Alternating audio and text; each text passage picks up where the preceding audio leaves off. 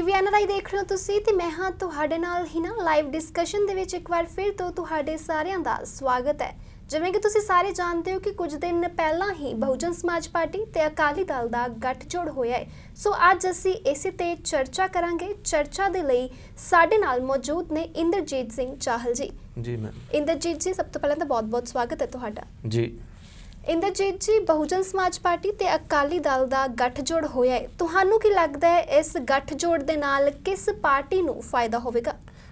ਜਿਹੜਾ ਅੱਜ ਪੰਜਾਬ ਦੇ ਵਿੱਚ ਕੁਝ ਦਿਨ ਪਹਿਲਾਂ ਹੀ ਇਹ ਨਾ ਜੀ ਗੱਠਜੋੜ ਹੋਇਆ ਸ਼੍ਰੋਮਣੀ ਅਕਾਲੀ ਦਲ ਬਾਦਲ ਤੇ ਬਹੁਜਨ ਸਮਾਜ ਪਾਰਟੀ ਦੇ ਵਿਚਕਾਰ। ਇਹ ਦੋਵਾਂ ਪਾਰਟੀਆਂ ਦੀ ਲੋੜ ਸੀਗੀ ਗੱਠਜੋੜ, ਕਿਉਂਕਿ ਸ਼੍ਰੋਮਣੀ ਅਕਾਲੀ ਦਲ ਭਾਰਤੀ ਜਨਤਾ ਪਾਰਟੀ ਨਾਲੋਂ ਆਪਣਾ ਨਾਤਾ ਤੋੜ ਚੁੱਕਾ ਸੀ ਤੇ ਦੂਜੇ ਪਾਸੇ ਬਹੁਜਨ ਸਮਾਜ ਪਾਰਟੀ ਜਿਹੜੀ ਕਈ ਚੋਣਾਂ ਇਕੱਲਿਆਂ ਲੜ ਕੇ ਜਿਨ੍ਹਾਂ ਨੇ ਦੇਖ ਲਿਆ, ਪਰ ਉਹਨਾਂ ਦੇ ਪੱਲੇ ਨਹੀਂ ਕੁਛ ਪੈ ਰਿਹਾ ਸੀ, ਕਿਉਂਕਿ 1996 ਦੀਆਂ ਲੋਕ ਸਭਾ ਚੋਣਾਂ ਉਹ ਅਕਾਲੀ ਦਲ ਦੇ ਨਾਲ ਮਿਲ ਕੇ ਲੜਦੇ ਨੇ ਤੇ ਤਿੰਨ ਜਿਹੜੀਆਂ ਸੀਟਾਂ ਉਹ ਜਿੱਤ ਲੈਂਦੇ ਨੇ, 3 ਲੋਕ ਸਭਾ ਦੇ ਮੈਂਬਰ ਬਣਦੇ ਨੇ।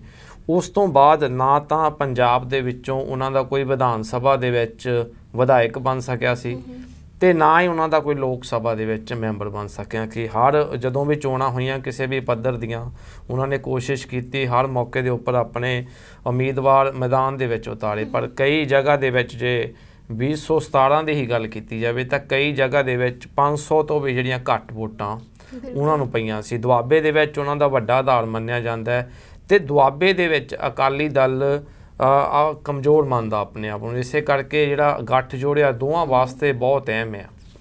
ਪਰ ਹੁਣ ਇੱਥੇ ਗੱਲ ਇਹ ਉੱਠਦੀ ਆ ਕਿ ਜਿਹੜਾ ਗੱਠਜੋੜ ਹੋਇਆ ਉਹਦੇ ਵਿੱਚ, ਕਿਉਂਕਿ ਭਾਰਤੀ ਜਨਤਾ ਪਾਰਟੀ ਨਾਲ ਜਦੋਂ ਅਕਾਲੀ ਦਲ ਭਾਈਵਾਲੀ ਵਿੱਚ ਸੀਗਾ ਗੱਠਜੋੜ ਕਰਦਾ ਸੀ ਤਾਂ 23 ਸੀਟਾਂ ਛੱਡਦੇ ਸੀ ਤੇ ਹੁਣ 20 ਸੀਟਾਂ ਛੱਡੀਆਂ। 97 ਤੇ ਅਕਾਲੀ ਦਲ ਨੇ ਲੜਨਾ ਤੇ 20 ਸੀਟਾਂ ਦੇ ਉੱਪਰ ਬਹੁਜਨ ਸਮਾਜ ਪਾਰਟੀ ਨੇ ਲੜਨਾ। ਤੇ ਇਹ ਜ਼ਰੂਰਤ ਸੀਗੀ ਦੋਵਾਂ ਪਾਰਟੀਆਂ ਦੀ। ਅਕਾਲੀ ਦਲ ਦੀ ਜ਼ਰੂਰਤ ਸੀਗੀ ਕਿਉਂਕਿ ਉਹਦੇ ਕੋਲੋਂ ਜਿਹੜੀ ਹਿੰਦੂ ਵੋਟ ਬੈਂਕ ਆ ਉਹਦਾ ਬਦਲ ਚਾਹੀਦਾ ਸੀ, ਕਿਉਂਕਿ ਭਾਰਤੀ ਜਨਤਾ ਪਾਰਟੀ ਦੇ ਜਰੀਏ ਉਹਨੂੰ ਹਿੰਦੂ ਵੋਟ ਬੈਂਕ ਪੈਂਦੀ ਸੀ ਤੇ ਹੁਣ ਹਿੰਦੂ ਵੋਟ ਬੈਂਕ ਦਾ ਬਦਲ ਅਕਾਲੀ ਦਲ ਸ਼ਾਇਦ ਦਲਿਤ ਵੋਟ ਬੈਂਕ ਤੋਂ ਲੱਭ ਰਿਹਾ, ਕਿਉਂਕਿ ਜਿਹੜੀ ਬਹੁਜਨ ਸਮਾਜ ਪਾਰਟੀ ਆ ਉਹਨੂੰ ਦਲਿਤਾਂ ਦੀ ਪਾਰਟੀ ਕਿਹਾ ਜਾਂਦਾ ਹੈ। ਪੰਜਾਬ ਤੋਂ ਉਸ ਪਾਰਟੀ ਦਾ ਆਗਾਜ਼ ਹੁੰਦਾ ਹੈ। ਕਾਂਚੀ ਰਾਮ ਜੀ ਉਹਦੀ ਪਾਰਟੀ ਦੀ ਸ਼ੁਰੂਆਤ ਕਰਦੇ ਆ। ਪੰਜਾਬ ਦੇ ਵਿੱਚ ਸ਼ੁਰੂਆਤੀ ਉਹਨੂੰ ਸਫਲਤਾ ਜ਼ਰੂਰ ਮਿਲਦੀ ਹੈ, ਪਰ ਬਾਅਦ ਵਿੱਚ ਪੰਜਾਬ 'ਚ ਉਹਦਾ ਗ੍ਰਾਫ ਡਿੱਗਦਾ ਜਾਂਦਾ। ਹੁਣ ਵੋਟ ਫੀਸਦੀ 1 ਤੋਂ ਥੋੜ੍ਹਾ ਜਿਹਾ ਜ਼ਿਆਦਾ 1% ਤੋਂ। ਤੇ ਦੂਜੇ ਪਾਸੇ ਜਿਹੜੀ ਉੱਤਰ ਪ੍ਰਦੇਸ਼ ਆ ਦੇਸ਼ ਦਾ ਸਭ ਤੋਂ ਵੱਡਾ ਸੂਬਾ, ਉਹਦੇ ਵਿੱਚ ਉਹ ਇਸ ਵੇਲੇ ਦਬਦਬਾ ਹੈਗਾ ਬਹੁਜਨ ਸਮਾਜ ਪਾਰਟੀ ਦਾ। ਉੱਥੇ ਮੁੱਖ ਮੰਤਰੀ ਵੀ ਕਈ ਵਾਰ ਬਣ ਚੁੱਕਾ ਬਹੁਜਨ ਸਮਾਜ ਪਾਰਟੀ ਦਾ।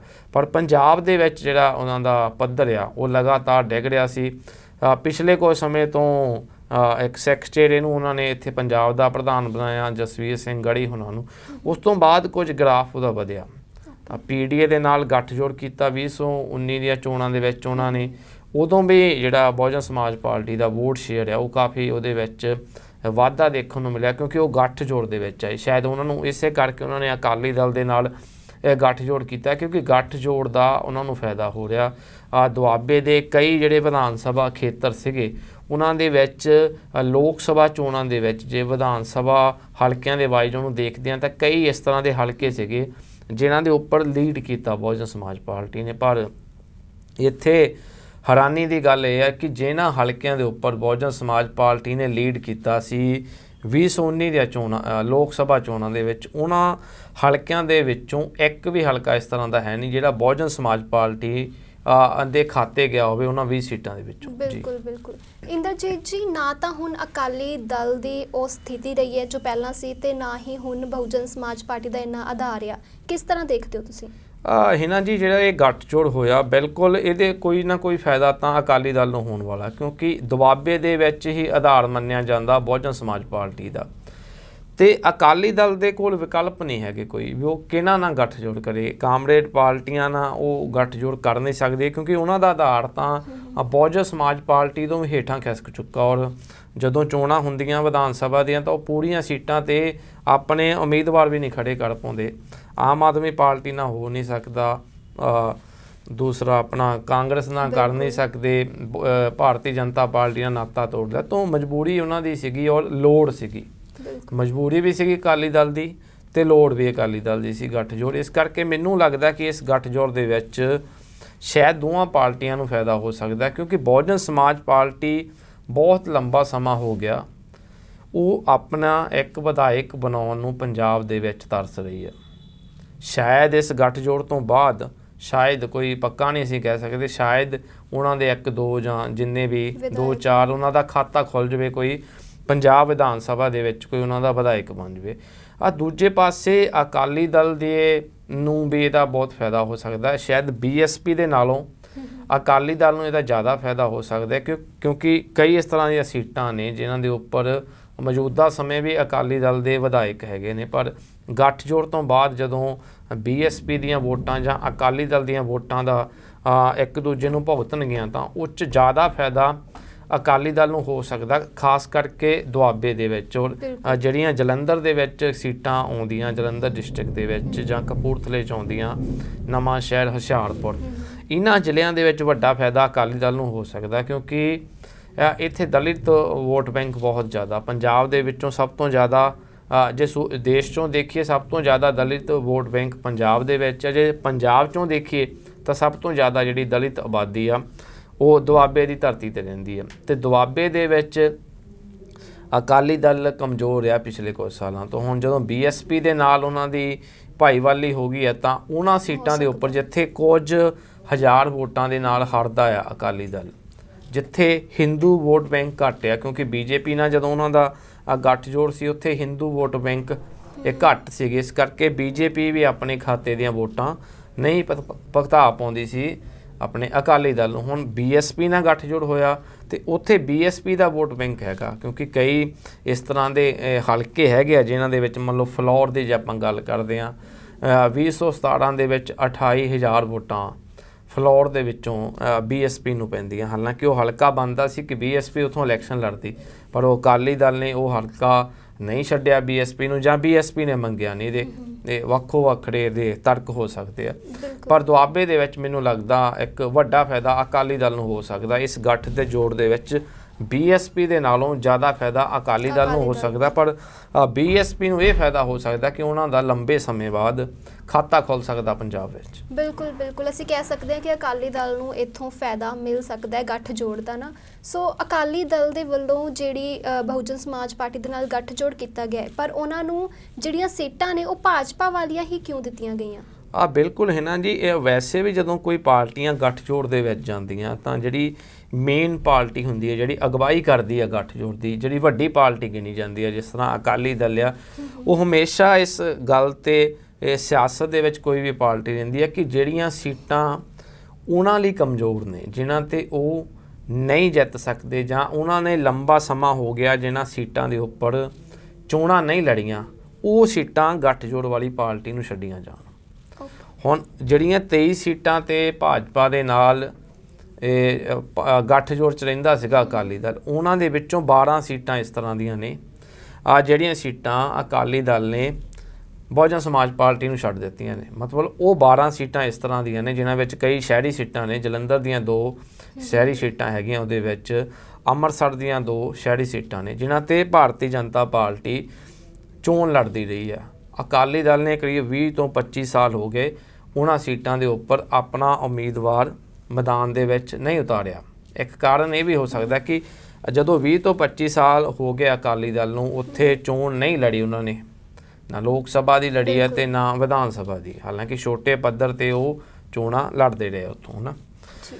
ਇਸ ਤਰ੍ਹਾਂ ਦੇ ਹਾਲਾਤਾਂ ਦੇ ਵਿੱਚ ਪਾਰਟੀ ਲਈ ਇੱਕ ਤਾਂ ਕਠਿਨਾਈ ਇਹ ਸੀ ਕਿ ਉੱਥੇ ਉਮੀਦਵਾਰ ਲੱਭਣੇ ਔਖੇ ਸੀਗੇ ਉਹਨਾਂ ਵਾਸਤੇ। ਇਸੇ ਲਈ ਉਹਨਾਂ ਨੇ ਉਹ ਸੀਟਾਂ ਆਪਣੀ ਜਿਹੜੀ ਭਾਈਵਾਲ ਪਾਰਟੀ ਆ ਉਹਨੂੰ ਛੱਡ ਦਿੱਤੀਆਂ, ਕਿਉਂਕਿ ਬਸਪਾ ਉੱਥੋਂ ਚੋਣਾਂ ਲੜਦੀ ਰਹੀ ਆ। ਬਸਪਾ 100 ਤੋਂ ਜ਼ਿਆਦਾ ਸੀਟਾਂ 'ਤੇ ਚੋਣਾਂ ਲੜਦੀ ਆ ਜਦੋਂ ਵਿਧਾਨ ਸਭਾ ਦੀਆਂ ਚੋਣਾਂ ਹੁੰਦੀਆਂ, ਲੋਕ ਸਭਾ ਦੇ ਵਿੱਚ ਵੀ ਉਹ ਲੜਦੇ।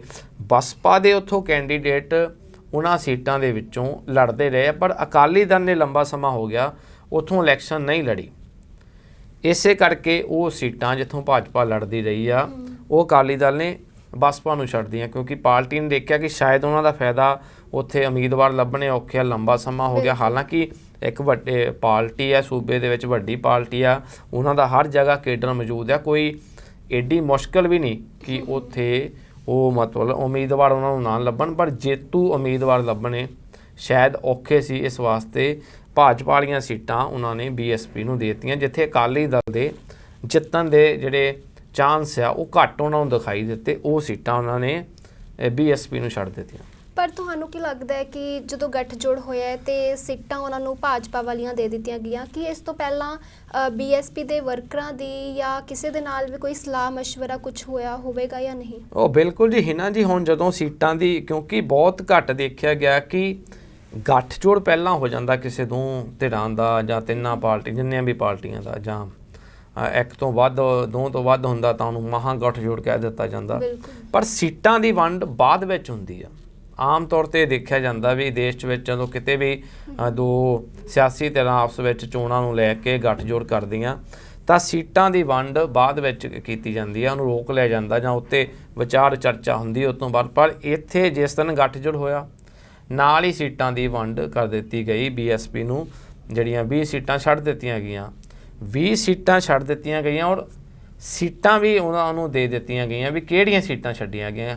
ਜਾਂ ਇਸ ਤਰ੍ਹਾਂ ਵੀ ਹੋ ਜਾਂਦਾ ਵੀ ਸੀਟਾਂ ਦੇ ਉੱਪਰ ਸਹਿਮਤੀ ਬਣ ਜਾਂਦੀ ਆ ਵੀ ਤੁਸੀਂ ਇੰਨੀਆਂ ਸੀਟਾਂ 'ਤੇ ਲੜੋਗੇ, ਅਸੀਂ ਇੰਨੀਆਂ ਸੀਟਾਂ 'ਤੇ ਲੜਾਂਗੇ, ਪਰ ਉਹ ਗੱਲ ਬਾਅਦ 'ਚ ਉਸ ਗੱਲ 'ਤੇ ਸਹਿਮਤੀ ਹੁੰਦੀ ਆ ਵੀ ਕਿਹੜੀ ਸੀਟ 'ਤੇ ਤੁਸੀਂ ਲੜਨਾ ਅਤੇ ਕਿਹੜੀ ਸੀਟ 'ਤੇ ਅਸੀਂ ਲੜਨਾ, ਹੈ ਨਾ।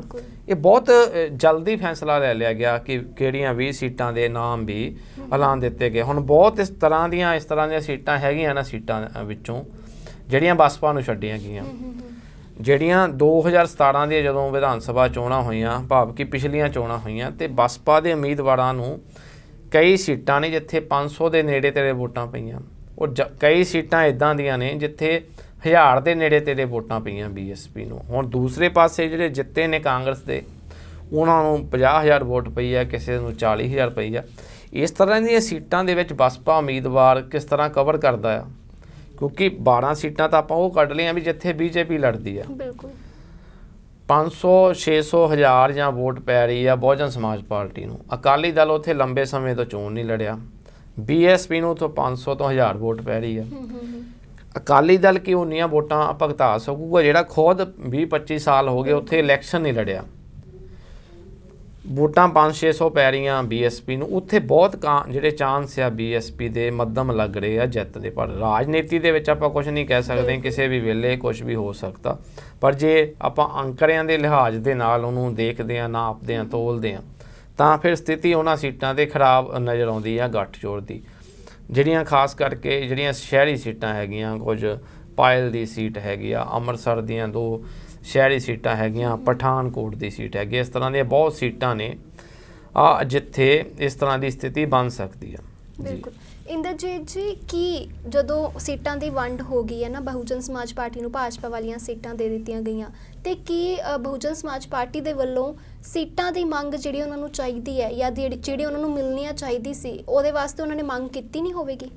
ਬਿਲਕੁਲ ਜੀ। ਹੁਣ ਇਹ ਸਵਾਲ ਇਸ ਗੱਲ ਨੂੰ ਜਿਹੜੇ ਬੀਐਸਪੀ ਦੇ ਕਈ ਜਿਹੜੇ ਛੋਟੇ ਪੱਧਰ ਦੇ ਆਗੂ ਆ, ਉਹਨਾਂ ਨੇ ਕੁਝ ਮੀਟਿੰਗਾਂ ਵੀ ਕੀਤੀਆਂ ਇਸ ਨੂੰ ਲੈ ਕੇ ਕਿ ਵਰਕਰਾਂ ਨੇ ਮੰਗ ਉੱਠੀ ਆ ਕਿ ਜਿਹੜੀਆਂ ਸੀਟਾਂ 'ਤੇ ਬੀਐਸਪੀ ਜਿੱਤ ਸਕਦੀ ਸੀਗੀ ਉਹ ਸੀਟਾਂ ਬੀਐਸਪੀ ਨੂੰ ਕਿਉਂ ਨਹੀਂ ਛੱਡੀਆਂ ਗਈਆਂ, ਜਾਂ ਬੀਐਸਪੀ ਦੀ ਜਿਹੜੀ ਲੀਡਰਸ਼ਿਪ ਆ ਜਿਹਨੇ ਸਮਝੌਤਾ ਕੀਤਾ ਆ ਉਹਨਾਂ ਨੇ ਉਹ ਸੀਟਾਂ ਦੀ ਮੰਗ ਕਿਉਂ ਨਹੀਂ ਕੀਤੀ। ਇਹ ਤਾਂ ਹੁਣ ਅੰਦਰ ਦੀ ਗੱਲ ਆ ਵੀ ਇਹਦੇ ਵਿੱਚ ਬੀਐਸਪੀ ਨੇ ਮੰਗ ਹੀ ਨਹੀਂ ਕੀਤੀ ਉਹਨਾਂ ਸੀਟਾਂ ਦੀ, ਜਾਂ ਅਕਾਲੀ ਦਲ ਨੇ ਛੱਡੀਆਂ ਨਹੀਂ, ਜਾਂ ਅਕਾਲੀ ਦਲ ਨੇ ਜਿਹੜੀਆਂ ਸੀਟਾਂ ਆਪਣੇ ਹਿਸਾਬ ਨਾਲ ਛੱਡ ਕਹੀਆਂ ਵੀ ਆਹ ਸੀਟਾਂ ਤੁਸੀਂ ਲੈ ਲਓ, ਉਹਨਾਂ ਨੇ ਕੋਈ ਉਹਦੇ ਉੱਤੇ ਇਤਰਾਜ਼ ਨਹੀਂ ਕੀਤਾ ਤਾਂ ਉਹ ਸੀਟਾਂ ਛੱਡਦੀਆਂ। ਹੁਣ ਜਿਹੜੀਆਂ 20 ਸੀਟਾਂ ਛੱਡੀਆਂ ਵਾ ਅਕਾਲੀ ਦਲ ਨੇ ਬੀਐਸਪੀ ਨੂੰ, ਉਹਨਾਂ ਦੇ ਵਿੱਚੋਂ ਇੱਕ ਸੀਟ ਨਵਾਂ ਸ਼ਹਿਰ ਹੋ ਗਈ, ਫਗਵਾੜਾ ਤੇ ਕਰਤਾਰਪੁਰ। 3 ਸੀਟਾਂ ਹੀ ਇਸ ਤਰ੍ਹਾਂ ਦੀਆਂ ਨਜ਼ਰ ਆਉਂਦੀਆਂ ਜਿੱਥੇ ਬਸਪਾ ਦਾ ਆਧਾਰ ਹੈਗਾ ਵਾ, ਜਿੱਥੇ 5000 ਜਾਂ ਉਹ ਤੋਂ ਵੱਧ ਵੋਟ ਪਈ ਆ 2017 ਦੇ ਵਿੱਚ ਬੀਐਸਪੀ ਨੂੰ, ਜਿੱਥੇ ਆਧਾਰ ਹੈਗਾ, ਜਿੱਥੇ ਲੋਕ ਸਭਾ ਦੇ ਵਿੱਚ ਵੀ ਉਹਨਾਂ ਨੂੰ ਚੰਗੀਆਂ ਵੋਟਾਂ ਪਈਆਂ। ਉਸ ਤੋਂ ਇਲਾਵਾ 6 ਹਲਕੇ ਇਸ ਤਰ੍ਹਾਂ ਦੇ ਹੈਗੇ ਸੀਗੇ ਹੋਰ ਜਿੱਥੇ ਬੀਐਸਪੀ ਜ਼ਿਆਦਾ ਬਿਹਤਰ ਪ੍ਰਦਰਸ਼ਨ ਕਰ ਸਕਦੀ ਸੀ। ਉਹਨਾਂ 6 ਹਲਕਿਆਂ ਦੇ ਵਿੱਚੋਂ ਜ਼ਿਆਦਾਤਰ ਜਿਹੜੇ ਵਿਧਾਇਕ ਹੈਗੇ ਆ ਉਹ ਅਕਾਲੀ ਦਲ ਦੇ ਹੈਗੇ ਆ, ਜਾਂ ਉਹ ਵਿਧਾਇਕ ਨੇ ਅਕਾਲੀ ਦਲ ਦੇ ਜਿਨ੍ਹਾਂ ਦਾ ਪਿਛੋਕੜ ਬੀਐਸਪੀ ਆ, ਮਤਲਬ ਪਹਿਲਾਂ ਬੀਐਸਪੀ 'ਚ ਸੀਗੇ, ਬਾਅਦ ਦੇ ਵਿੱਚ ਉਹ ਅਕਾਲੀ ਦਲ ਦੇ ਵਿੱਚ ਆ ਗਏ। ਸ਼ਾਮ 84 ਜਿਹੜਾ ਇੱਕ ਹਲਕਾ ਇਸ ਤਰ੍ਹਾਂ ਦਾ ਹੈਗਾ, ਗੜ੍ਹ ਸ਼ੰਕਰ ਜਿਹੜਾ ਹਲਕਾ ਹੈਗਾ ਆ, ਫਲੋਰ ਹਲਕਾ ਇਸ ਤਰ੍ਹਾਂ ਦਾ ਹੈਗਾ ਵਾ, ਬਲਾਚੌਰ ਹਲਕਾ ਇਸ ਤਰ੍ਹਾਂ ਦਾ ਹੈਗਾ, ਜਿੱਥੇ ਬੀਐਸਪੀ ਦਾ ਬਹੁਤ ਵੱਡਾ ਆਧਾਰ ਸੀਗਾ। ਮਤਲਬ 28,000 ਵੋਟਾਂ ਫਲੋਰ ਤੋਂ ਪੈਂਦੀਆਂ 2017 ਦੇ ਵਿੱਚ ਬੀਐਸਪੀ ਨੂੰ। ਉਹ ਸੀਟ ਅਕਾਲੀ ਦਲ ਨੇ ਆਪਣੇ ਕੋਲ ਹੀ ਰੱਖੀ ਆ, ਉਹ ਸੀਟ ਬੀਐਸਪੀ ਨੇ ਮੰਗੀ ਨਹੀਂ ਜਾਂ ਨਹੀਂ ਛੱਡੀ। ਤੋਂ 6 ਸੀਟਾਂ ਇਸ ਤਰ੍ਹਾਂ ਦੀਆਂ ਹੈਗੀਆਂ ਜਿੱਥੇ ਜ਼ਿਆਦਾ ਦਬਦਬਾ ਬੀਐਸਪੀ ਦਾ ਸੀਗਾ, ਔਰ 6 ਸੀਟਾਂ ਜਿਹੜੀਆਂ ਹੈਗੀਆਂ ਉਹ ਸਾਰੀਆਂ ਸੀਟਾਂ ਦੁਆਬੇ ਦੀਆਂ ਸੀਟਾਂ ਆ। ਬਿਲਕੁਲ ਇਹ ਤੇ ਸਵਾਲ ਚੁੱਕ ਰਹੇ ਆ ਕਈ ਵਾਰ, ਕਰੋ ਇੱਥੇ ਜਿਹੜੇ ਸਿਆਸੀ ਪੰਡਤ ਆ ਉਹ ਵੀ ਸਵਾਲ ਚੁੱਕ ਰਹੇ ਇਸ ਗੱਠਜੋੜ ਨੂੰ ਲੈ ਕੇ ਕਿ ਜਿੱਥੇ ਬਸਪਾ ਦਾ ਜ਼ਿਆਦਾ ਆਧਾਰ ਸੀਗਾ ਉਹ ਸੀਟਾਂ ਬਸਪਾ ਨੇ ਮੰਗੀਆਂ ਨਹੀਂ ਜਾਂ ਅਕਾਲੀ ਦਲ ਨੇ ਛੱਡੀਆਂ ਨਹੀਂ। ਬਿਲਕੁਲ।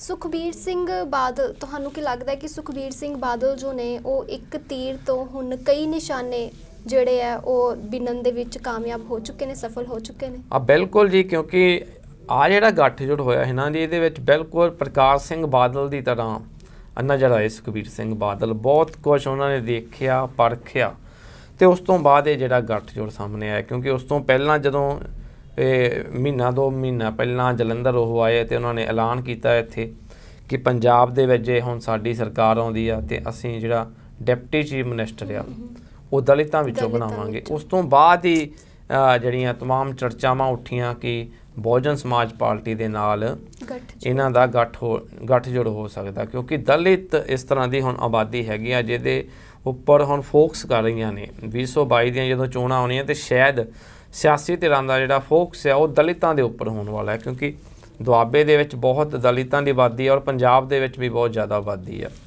ਤੇ ਇਸ ਕਰਕੇ ਕਿਸਾਨ ਮਜ਼ਦੂਰ ਏਕਤਾ ਦੀ ਗੱਲ ਹੁੰਦੀ ਹੈ ਤਾਂ ਦਲਿਤਾਂ ਦਾ ਜਿਹੜਾ ਰੋਲ ਹੈ, ਦਲਿਤ ਵੋਟ ਬੈਂਕ ਆ, ਉਹ ਬਹੁਤ ਕੁਛ ਇੱਥੇ ਅਦਾ ਕਰਨ ਵਾਲਾ 2022 ਦੇ ਵਿੱਚ। ਕਿਉਂਕਿ ਭਾਜਪਾ ਨੇ ਵੀ ਐਲਾਨ ਕੀਤਾ ਕਿ ਅਸੀਂ ਜੇ ਸਾਡੀ ਸਰਕਾਰ ਆ ਗਈ ਅਸੀਂ ਜਿਹੜਾ ਸੀਐਮ ਆ ਉਹ ਦਲਿਤ ਬਣਾਵਾਂਗੇ। ਕਾਂਗਰਸ ਦੇ ਵਿੱਚ ਵੀ ਚਰਚਾਵਾਂ ਉੱਠ ਰਹੀਆਂ ਕਿ ਹੁਣ ਜਦੋਂ ਸਰਕਾਰ ਦਾ ਥੋੜ੍ਹਾ ਸਮਾਂ ਰਹਿ ਗਿਆ ਤਾਂ ਕੋਈ ਕਿਸੇ ਦਲਿਤ ਚਿਹਰੇ ਨੂੰ ਵੱਡਾ ਅਹੁਦਾ ਦਿੱਤਾ ਜਾਵੇ। ਤਾਂ ਇਹ ਬਹੁਤ ਅਹਿਮ ਹੈ ਔਰ ਕਿਹਾ ਜਾ ਰਿਹਾ ਔਰ ਮੰਨਿਆ ਜਾ ਰਿਹਾ ਕਿ ਜਿਹੜਾ ਸੁਖਬੀਰ ਸਿੰਘ ਬਾਦਲ ਹੈ ਇੱਕ ਤੀਰ ਦੇ ਨਾਲ ਕਈ ਨਿਸ਼ਾਨੇ ਲਾਉਣ ਦੇ ਵਿੱਚ ਉਹ ਸਫਲ ਹੋ ਗਏ। ਬਿਲਕੁਲ। ਇੰਦਰਜੀਤ ਜੀ, ਤੁਹਾਨੂੰ ਕੀ ਲੱਗਦਾ ਹੈ ਕਿ ਬਹੁਜਨ ਸਮਾਜ ਪਾਰਟੀ ਦਾ ਜਿਹੜਾ ਆਧਾਰ ਹੈ, ਜਿਵੇਂ ਤੁਸੀਂ ਪਹਿਲਾਂ ਵੀ ਦੱਸਿਆ ਸੀ ਕਿ ਉਹਨਾਂ ਦਾ ਆਧਾਰ ਜਿਹੜਾ ਹੈ ਉਹ ਕਰਤਾਰਪੁਰ, ਨਵਾਂਸ਼ਹਿਰ ਤੇ ਫਗਵਾੜਾ, ਤੇ ਇਸ ਤੋਂ ਇਲਾਵਾ ਵੀ ਸਿਰਫ ਇੱਥੇ ਤੱਕ ਹੈ ਕਿ ਇਸ ਤੋਂ ਇਲਾਵਾ ਵੀ ਕਿਤੇ ਹੋਰ ਵੀ ਹੋ ਸਕਦਾ ਹੈ? ਬਿਲਕੁਲ ਹੈ ਨਾ ਜੀ, ਜਿਹੜੀਆਂ 20 ਸੀਟਾਂ ਹੁਣ ਸਮਝੌਤੇ ਤਹਿਤ ਜਿਨ੍ਹਾਂ ਤੇ ਚੋਣਾਂ ਲੜਨੀਆਂ ਬਹੁਜਨ ਸਮਾਜ ਪਾਰਟੀ ਨੇ, ਉਹਨਾਂ ਦੇ ਵਿੱਚੋਂ 3 ਹਲਕੇ ਹੀ ਅੰਕੜਿਆਂ ਦੇ, ਜੇ ਆਪਾਂ ਦੇਖਦੇ ਹਾਂ ਅੰਕੜਿਆਂ ਦੇ ਹਿਸਾਬ ਦੇ ਨਾਲ 3 ਹਲਕੇ ਇਸ ਤਰ੍ਹਾਂ ਦੇ ਨਜ਼ਰ ਆਉਂਦੇ ਆ ਜਿੱਥੇ ਬੀਐਸਪੀ ਫਾਈਟ ਕਰ ਸਕਦੀ ਹੈ। ਮਤਲਬ ਉੱਥੇ ਉਹਦੇ ਜਿੱਤਣ ਦੇ ਚਾਂਸ ਬਣਦੇ ਆ ਜੇ ਅਕਾਲੀ ਦਲ ਦੀਆਂ ਵੋਟਾਂ ਉਹਨੂੰ ਭੁਗਤਦੀਆਂ ਵਾ ਪੂਰੀ ਤਰ੍ਹਾਂ। ਇਹ 2017 ਦੇ ਅੰਕੜਿਆਂ ਦੇ ਹਿਸਾਬ ਦੇ ਨਾਲ 2022 ਦੇ ਵਿੱਚ ਕੀ ਹੋਣਾ ਜਾ ਕੇ ਉਹ ਕੁਛ ਨਹੀਂ ਕਹਿ ਸਕਦੇ, ਕਿਉਂਕਿ 2017 ਦੇ ਵਿੱਚ ਤਾਂ ਬਹੁਤ ਸਾਰੇ ਹਲਕੇ ਇਸ ਤਰ੍ਹਾਂ ਦੇ ਨੇ ਜਿੱਥੇ ਆਮ ਆਦਮੀ ਪਾਰਟੀ ਨੇ 20,000 ਤੋਂ ਜ਼ਿਆਦਾ ਵੋਟਾਂ ਪ੍ਰਾਪਤ ਕੀਤੀਆਂ ਨੇ। ਤੇ ਉਹਨਾਂ ਹਲਕਿਆਂ ਦੇ ਵਿੱਚ ਜਿਹੜੀਆਂ ਹੁਣ ਪਿਛਲੇ ਨਗਰ ਨਿਗਮ ਦੀਆਂ ਚੋਣਾਂ ਹੋਈਆਂ ਤੇ ਉਹਨਾਂ ਦਾ ਇੱਕ ਕੌਂਸਲਰ ਨਹੀਂ ਬਣ ਸਕਿਆ। ਮਤਲਬ ਉੱਥੇ ਉਹਨਾਂ ਹਲਕਿਆਂ ਦੇ ਵਿੱਚ ਜ਼ਮਾਨਤਾਂ ਜ਼ਬਤ ਹੋਈਆਂ ਆਮ ਆਦਮੀ ਪਾਰਟੀ ਦੀਆਂ। ਲੋਕ ਸਭਾ ਦੇ ਵਿੱਚ ਵੀ ਜਿਹੜੀਆਂ 2017 ਦੇ ਵਿੱਚ ਉਹਨਾਂ ਦੀ 20,000 ਜਿਸ ਹਲਕੇ ਤੋਂ ਵੋਟ ਪੈਂਦੀ ਹੈ ਉੱਥੇ ਉਹ ਵੋਟ ਜਾਂ ਤਾਂ ਹਜ਼ਾਰਾਂ ਦੇ ਵਿੱਚ ਰਹਿ ਗਈ ਹੈ, ਕੁਝ ਹਜ਼ਾਰਾਂ ਦੇ ਵਿੱਚ ਰਹਿ ਗਈ ਹੈ। ਅਤੇ ਸਿਆਸਤ ਦੇ ਵਿੱਚ ਕੁਝ ਵੀ ਕੀ ਹੋ ਜਾਵੇ ਕਿਸੇ ਵੀ ਸਮੇਂ ਉਹ ਕਹਿ ਨਹੀਂ ਸਕਦੇ। ਪਰ ਜਿਹੜੇ ਪਿਛਲੇ ਅੰਕੜੇ ਆ ਜਦੋਂ ਉਹਨਾਂ ਦਾ ਆਪਾਂ ਜੋੜ ਤੋੜ ਕਰਦੇ ਹਾਂ, ਜਦੋਂ ਨਾਪ ਤੋੜ ਕਰਦੇ ਹਾਂ ਤਾਂ 3 ਸੀਟਾਂ ਇਸ ਤਰ੍ਹਾਂ ਦੀਆਂ ਨਜ਼ਰ ਆਉਂਦੀਆਂ। ਨਵਾਂ ਸ਼ਹਿਰ, ਕਰਤਾਰਪੁਰ ਅਤੇ ਫਗਵਾੜਾ ਜਿਹੜੀਆਂ ਬੀਐਸਪੀ ਨੂੰ 20 ਸੀਟਾਂ ਛੱਡੀਆਂ ਉਹਨਾਂ ਦੇ ਵਿੱਚੋਂ 3 ਸੀਟਾਂ ਇਸ ਤਰ੍ਹਾਂ ਦੀਆਂ ਨਜ਼ਰ ਆਉਂਦੀਆਂ ਜਿੱਥੇ ਜ਼ਿਆਦਾ ਫਾਈਟ ਦੇ ਸਕਦਾ ਬੀਐਸਪੀ। ਪਰ 6 ਸੀਟਾਂ ਹੋਰ ਨੇ ਇਸ ਤਰ੍ਹਾਂ ਦੀਆਂ ਦੁਆਬੇ ਦੀਆਂ ਹੀ ਆਪਾਂ ਕਹਿ ਸਕਦੇ ਹਾਂ, ਜੇ ਉਹ ਬੀਐਸਪੀ ਦੇ ਖਾਤੇ ਜਾਂਦੀਆਂ ਤਾਂ ਬਿਹਤਰ ਪ੍ਰਦਰਸ਼ਨ ਬੀਐਸਪੀ ਕਰ ਸਕਦੀ ਸੀ। ਪਰ ਉਹਨਾਂ ਸੀਟਾਂ ਦੇ ਉੱਪਰ ਖਾਸ ਗੱਲ ਇਹ ਹੈਗੀ ਆ ਕਿ ਉੱਥੇ ਅਕਾਲੀ ਦਲ ਦਾ ਵੀ ਦਬਦਬਾ ਹੈਗਾ। ਮਤਲਬ ਅਕਾਲੀ ਦਲ ਵੀ ਨਹੀਂ ਚਾਹੁੰਦਾ ਕਿ ਉਹ ਜਿਹੜੀਆਂ ਸੀਟਾਂ ਆ ਉਹ ਉਹਨਾਂ 'ਤੇ ਉਹ ਬੀਐਸਪੀ ਨੂੰ ਛੱਡੇ ਅਤੇ ਉਹਨਾਂ ਦੇ ਉੱਥੇ ਐਮਐਲਏ ਨਾ ਬਣ, ਕਿਉਂਕਿ ਅਕਾਲੀ ਦਲ ਦੇ ਉੱਥੇ ਐਮਐਲਏ ਬਣ ਸਕਦੇ ਜੇ ਬੀਐਸਪੀ ਦੀਆਂ ਵੋਟਾਂ ਉਹਨਾਂ ਨੂੰ ਭੁਗਤਦੀਆਂ ਜੀ। ਬਿਲਕੁਲ। ਸੋ ਕੁੱਲ ਮਿਲਾ ਕੇ ਅਸੀਂ ਕਹਿ ਸਕਦੇ ਹਾਂ ਕਿ ਅਕਾਲੀ ਦਲ ਨੂੰ ਇੱਥੇ ਇਸ ਗੱਠਜੋੜ ਦੇ ਨਾਲ ਜ਼ਿਆਦਾ ਫਾਇਦਾ ਹੋ ਰਿਹਾ ਹੈ। ਹਾਂ ਬਿਲਕੁਲ ਜੀ, ਫਾਇਦਾ ਦੋਵਾਂ ਪਾਰਟੀਆਂ ਨੂੰ ਹੈਗਾ, ਕਿਉਂਕਿ ਜੇ ਉਹਨਾਂ ਦਾ ਖਾਤਾ ਖੁੱਲ੍ਹਦਾ ਤਾਂ ਉਦੋਂ ਵੱਡਾ ਉਹਨਾਂ ਨੂੰ ਫਾਇਦਾ ਕੋਈ ਨਹੀਂ ਹੋ ਸਕਦਾ। ਤੇ ਦੂਜੇ ਪਾਸੇ ਇੱਕ ਇਸ ਗੱਠਜੋੜ ਤੋਂ ਬਾਅਦ ਇੱਕ ਚਰਚਾ ਹੈ ਨਾ ਜੀ ਹੋਰ ਉੱਠ ਰਹੀ ਹੈ, ਕਿਉਂਕਿ ਸੇਮ ਸਮੇਂ ਚੋਣਾਂ ਉੱਤਰ ਪ੍ਰਦੇਸ਼ ਦੇ ਵਿੱਚ ਵੀ ਹੋਣੀਆਂ ਤੇ ਉੱਤਰ ਪ੍ਰਦੇਸ਼ ਦੇ ਵਿੱਚ ਇੱਕ ਵੱਡੀ ਪਾਰਟੀ ਹੈਗੀ ਬਹੁਜਨ ਸਮਾਜ ਪਾਰਟੀ, ਜਿਨ੍ਹਾਂ ਦਾ ਸੀਐਮ ਉੱਥੇ ਕਈ ਵਾਰ ਬਣ ਚੁੱਕਾ। ਹੁਣ ਸਵਾਲ ਇਹ ਉੱਠ ਰਿਹਾ ਕਿ ਇਸ ਗੱਠਜੋੜ ਨੂੰ, ਜਿਹੜਾ ਗੱਠਜੋੜ ਪੰਜਾਬ ਦੇ ਵਿੱਚ ਹੋਇਆ ਅਕਾਲੀ ਦਲ ਤੇ ਬਹੁਜਨ ਸਮਾਜ ਪਾਰਟੀ ਦਾ, ਕੀ ਇਹ ਗੱਠਜੋੜ ਪੰਜਾਬ ਤੋਂ ਵੀ ਬਾਹਰ ਨਿਕਲੂਗਾ? ਕਿ ਇਹ ਜਦੋਂ, ਕਿਉਂਕਿ ਬੀਐਸਪੀ ਇੱਕ ਰਾਸ਼ਟਰੀ ਪਾਰਟੀ ਹੈਗੀ ਹੈ, ਬੀਐਸਪੀ ਪੰਜਾਬ ਤੋਂ ਇਲਾਵਾ ਹਰਿਆਣੇ 'ਚ ਵੀ ਚੋਣਾਂ ਲੜਦੀ ਆ, ਉੱਤਰ ਪ੍ਰਦੇਸ਼ 'ਚ ਵੀ ਲੜਦੀ ਆ, ਮਤਲਬ ਹਰ ਦੇਸ਼ ਦੇ ਲਗਭਗ ਕੁਝ ਸੂਬਿਆਂ ਨੂੰ ਛੱਡ ਕੇ ਹਰ ਸੂਬੇ ਦੇ ਵਿੱਚ ਉਹ ਵਿਧਾਨ ਸਭਾ ਚੋਣਾਂ ਵੀ ਲੜਦੀ ਆ ਤੇ ਲੋਕ ਸਭਾ ਚੋਣਾਂ ਵੀ ਲੜਦੀ ਆ। ਕਿ ਅਕਾਲੀ ਦਲ ਜਿੱਥੇ ਸਿੱਖ ਆਬਾਦੀ ਹੈਗੀ, ਖਾਸ ਕਰਕੇ ਯੂਪੀ ਦੇ ਵਿੱਚ ਚੋਣਾਂ ਹੋਣੀਆਂ 2022 ਦੇ ਵਿੱਚ, ਤੇ ਨਾਲ ਹੀ ਚੋਣਾਂ ਹੋਣੀਆਂ ਉੱਤਰਾਖੰਡ ਦੇ ਵਿੱਚ।